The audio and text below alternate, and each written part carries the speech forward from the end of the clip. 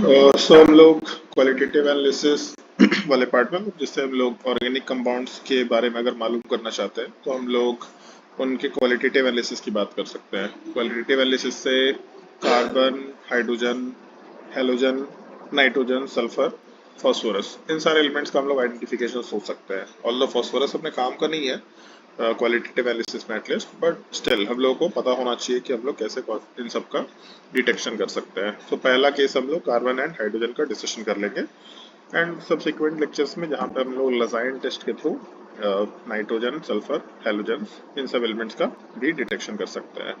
सो जब हम लोग कार्बन हाइड्रोजन के डिटेक्शन की बात करेंगे, सो बेसिकली जो भी हम लोगों के पास ऑर्गेनिक कंपाउंड दिया होगा, उस ऑर्गेनिक कंपाउंड का रिएक्शन हम लोग कॉपर ऑक्साइड के साथ कराएंगे।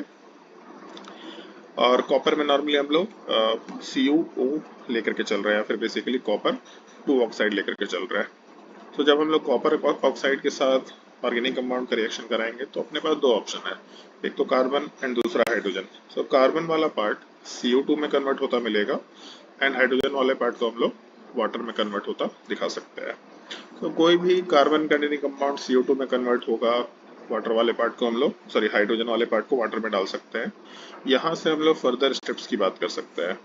अगर हम लोग CO2 का पूरा सिस्टम कैल्शियम हाइड्रोक्साइड में डालें लाइम वाटर में, तो हम लोग काफी बचपन में सीख चुके हैं, हम लोगों को कैल्शियम कार्बोनेट मिलता है, टर्बिड सॉल्यूशन का फॉर्मेशन होता है बेसिकली। तो calcium carbonate plus water, precipitate तो नहीं बट टर्बिड सॉल्यूशन लिख सकते हैं हम लोग।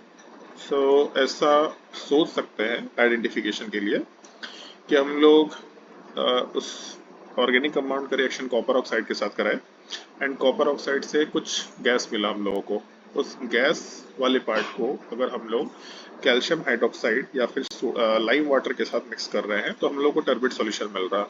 सो जो टर्बिड सॉल्यूशन का फॉर्मेशन हुआ कैल्शियम हाइड्रोक्साइड के रिएक्शन पे, उससे पता चल गया कि CO2 होना चाहिए। एंड CO2 कब बनेगा? कॉपर ऑक्साइड से रिएक्शन करने पे, जब कंपाउंड के अंदर कार्बन एग्जिस्ट कर रहा होगा। सो इससे हम लोग कार्बन के डिटेक्शन की बात कर सकते हैं। ये तो पहला पार्ट हो गया जिससे हम लोग कार्बन का डिटेक्शन कर ले।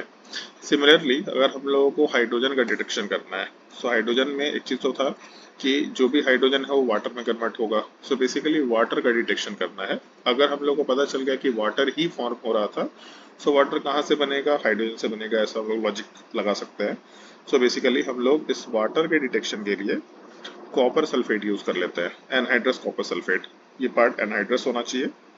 सो जब हम लोग कॉपर सल्फेट के साथ वाटर को मिक्स करेंगे, सो कॉपर सल्फेट .5H2O का फॉर्मेशन होगा। This is blue in colour, मतलब एक हाइड्रेटेड सॉल्ट का फॉर्मेशन होगा। ब्लू कलर है तो इसको ब्लू से ही मार्क कर ले, ज्यादा बेटर होगा। सो हम लोग एक हाइड्रेटेड सॉल्ट का फॉर्मेशन होगा कॉपर सल्फेट, जो कि ब्लू कलर का फॉर्मेशन करेगा, एंड इसीलिए कॉपर सल्फेट .5H2O को हम लोग ब्लू विट्रल भी बोलते हैं। ये हम लोग बेसिकली 10th क्लास में पढ़ते हैं। Zinc sulphate, ferrous sulphate and copper sulphate, तीनों को विट्रल बोला जाता है। ये वर्ड ध्यान रखना है, विट्रल।